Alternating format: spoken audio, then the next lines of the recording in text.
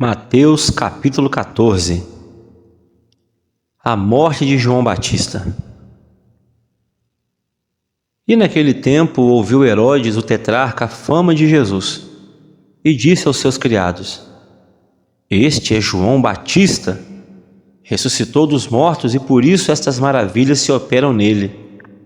Porque Herodes tinha prendido João e tinha o maniatado e encerrado no cárcere, por causa de Herodias, mulher de seu irmão Filipe, porque João lhe dissera: não te é lícito possuí-la.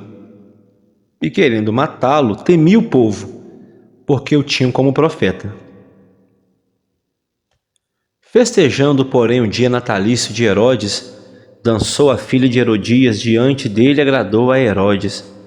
Por isso prometeu com juramento dar-lhe tudo o que pedisse. E ela, instruída previamente por sua mãe, disse: Dá-me aqui num prato a cabeça de João Batista. E o rei afligiu-se, mas, por causa do juramento e dos que estavam à mesa com ele, ordenou que se lhe desse, e mandou degolar João no cárcere. E a sua cabeça foi trazida num prato e dado à menina, que a levou à sua mãe. E chegaram os discípulos e levaram o corpo dele e o sepultaram, e foram e anunciaram a Jesus. A primeira multiplicação dos pães.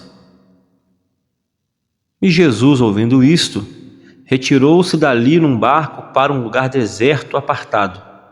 E sabendo o povo, seguiu a pé desde as cidades. E Jesus, saindo, viu uma grande multidão, e possuído de íntima compaixão para com ela, curou seus enfermos. Sendo chegada a tarde, os seus discípulos aproximaram-se dele, dizendo: O lugar é deserto, e a hora já é avançada.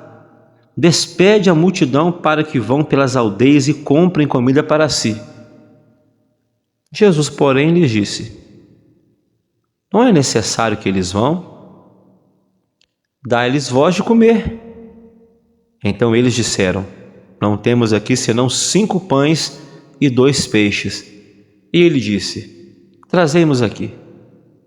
E tendo mandado que a multidão se assentasse sobre a erva, tomou os 5 pães e os 2 peixes, e erguendo os olhos ao céu, os abençoou. Então, partindo os pães, deu-os aos discípulos, e os discípulos à multidão. E comeram todos e saciaram-se. E ainda levantaram dos pedaços que sobejaram 12 cestos cheios. E os que comeram foram quase 5.000 homens, além das mulheres e crianças. Jesus anda sobre as águas.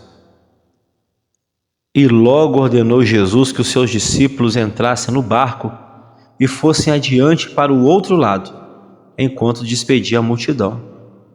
E despedida a multidão, subiu ao monte para orar à parte. E chegada já tarde, estava ali só. E o barco estava já no meio do mar, açoitado pelas ondas, porque o vento era contrário.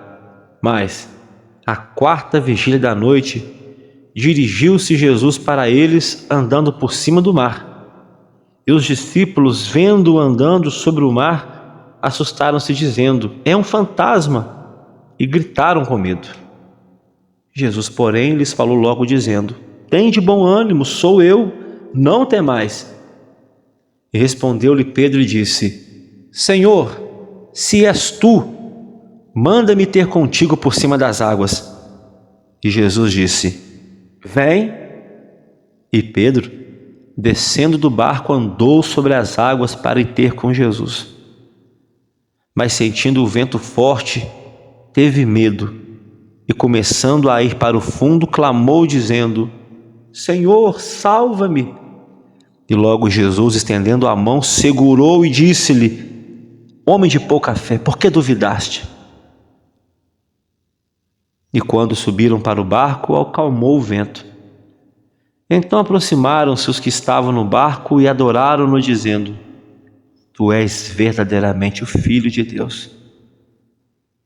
E tendo passado para o outro, chegaram à terra de Genezaré.